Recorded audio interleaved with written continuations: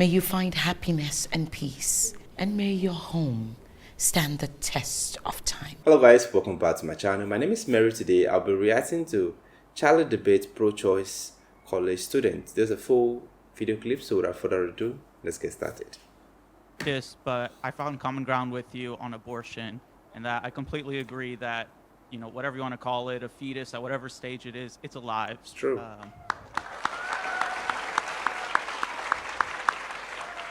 There's no contention on that front. My concern, though, and I want to hear your perspective on this, is here in Texas we have the strictest abortion ban in the whole country. There's no exception for rape or incest or for the life of the mother after 6 weeks. My concern is that the government is mandating that people carry out their pregnancies even when it goes against their own life and their own well-being. I can take an example of if somebody's threatening to harm you, you have a right to self-defense.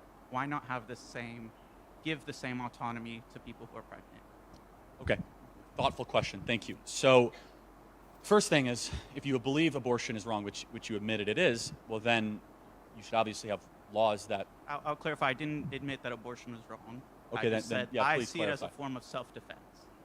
Okay, right, so that's a new one. Well, as the previous person says, that person inside of you is completely dependent on you in a way different than a natural-born child. So in most cases, rape and incest aside, how did that being get there? I mean, in most cases, through sex, regardless of rape or incest. Yeah, so there was a choice made. I see your point. Even with a choice, let's say you invite someone into your home and they still decide to assault you. Does that mean you not have a right to self-defense against them? Well, no, I think that, for example, if you have a bunch of teenagers over to your home and they start wrecking everything, you shouldn't be shocked when all of a sudden you wake up the next morning and things are a little awry. But we're not just talking about wrecking a home. We're talking about wrecking your own body, your own personal autonomy. Well, hold on. Again, rape and incest aside, of which I'm happy to answer and happy to talk about the moral aspect of that, but 98% of all abortions are done as a form of birth control. That's true. Right? Sure. It's a form of birth control. How did those people get pregnant?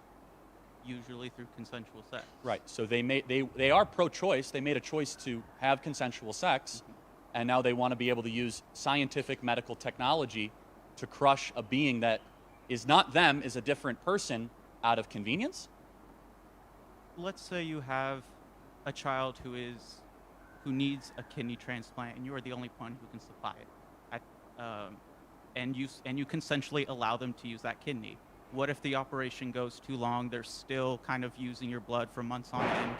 Should the government mandate, you know, maybe not kidney? I love these hypotheticals. I got it. Not making but fun you of see where no you see earlier. where I'm I got the going. most amazing hypothetical. We don't have to overthink this. Like, why should children get the death penalty because their parents decided to have consensual sex? I don't understand that. Sir, even if you consent to, say, taking care of your child through the, you know, transfusing blood or whatnot, should the government mandate that you have to continue that consensual blood transfusion? Again, under the unrealistic hypothetical, and I reject the whole premise of this. The It's question not is this. unrealistic. Let It me happens answer it more every day. broadly. Do I think the government should step in to protect and preserve human right, be it by mandating, especially when the question is termination or not? Of course, the answer is yes. But it says a lot when there's a very serious, concrete question, and kind of we have to yield to these abstractions, which is fine. The philosophical sides and the kind of the hypotheticals are fine, are legitimate, I suppose, in some sense. But it comes to be just more concrete, right? We've got 1 million abortions every single year. Wow. Okay, 998,000 of them are because of a form of birth control. Do you find something wrong with that? Not necessarily. Okay, I think there is something wrong with that. I think that just looking at the last resort to be able to terminate human life as a form of birth control is not just sick, it's immoral. That's true. And it says a lot about who we are as a people and kind of the folding of culture, folding of a cultural life in our nation. And so I'll just ask one final question. When does human life begin? It begins at conception, but that doesn't override the right to bodily autonomy and self-protection. Okay, so that's interesting. So it does begin at conception. So does that mean someone who is larger than another being has the right to terminate them? Just why is it bodily autonomy? Just because the being is in them? The size doesn't matter. It's the self-defense. If a toddler is running a knife at you, you can knock it down. You know, I'm sorry. I'm kind of impromptu here as we That's keep okay. going. Yeah. Well, so I'll just close with this. Don't use that analogy again. Yeah. No, that was a bad one. Thank you for being here tonight. Yeah. Thanks.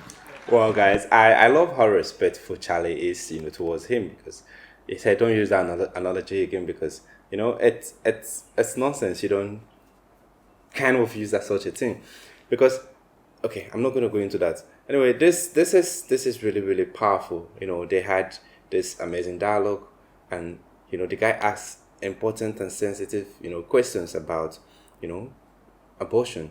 And it's something that I'm always standing for people to have their baby. If you're pregnant, give birth to the child.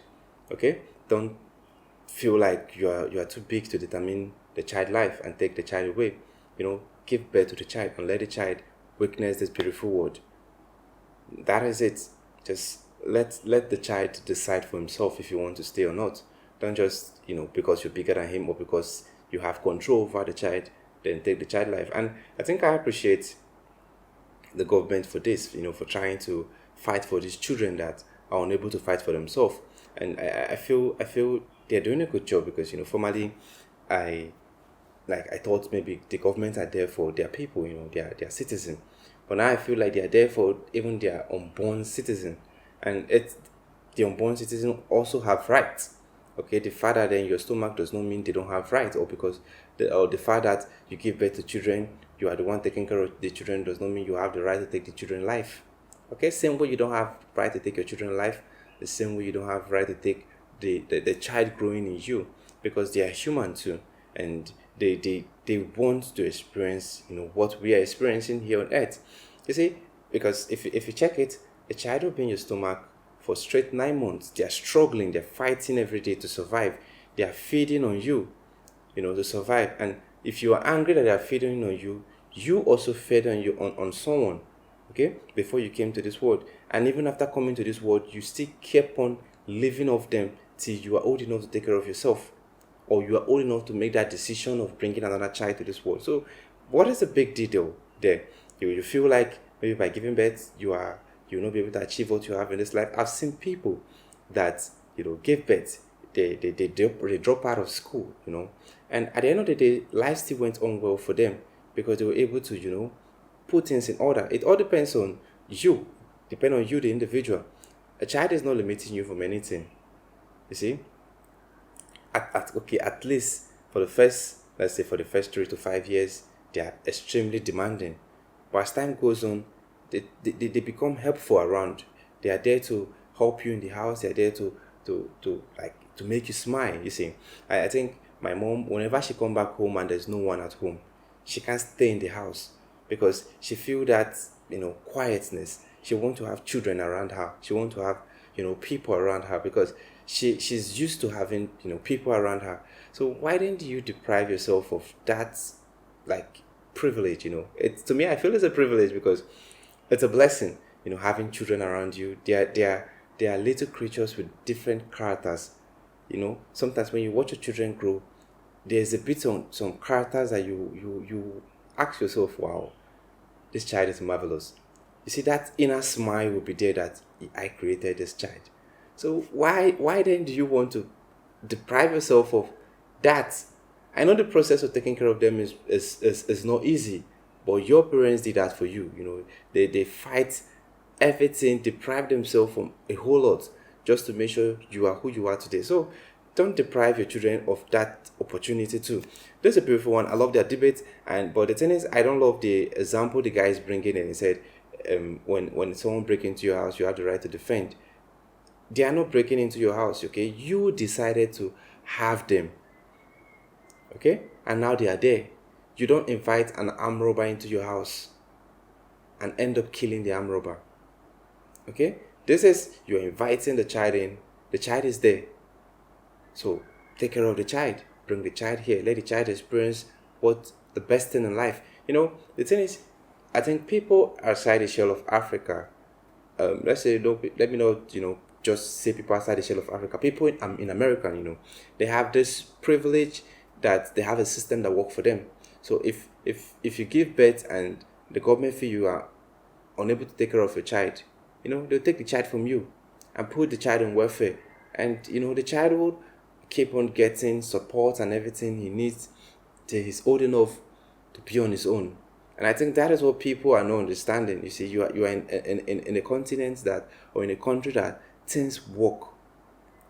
The only duty is to bring the child to this world, and the government will do the rest. Some of us are not opportune. Some of us are in a country whereby if your parents don't take care of you, that is it. No one is going to step up and look after you. You will just be there, be in the street thinking of how to survive, thinking of the next meal.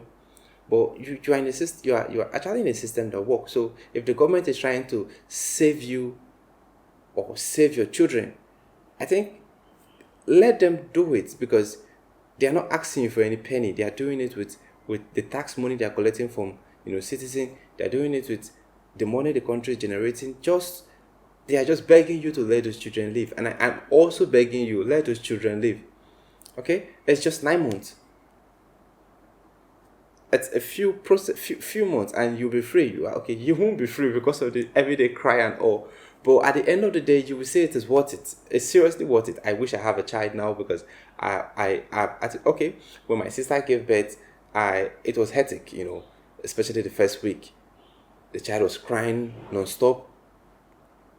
But at the end of the day, when you see that child sleeping, or when the child grow up and you see that child playing, that joy is there. You see, you forget those pain. It's just like a pregnant woman, or a woman that is ready to deliver.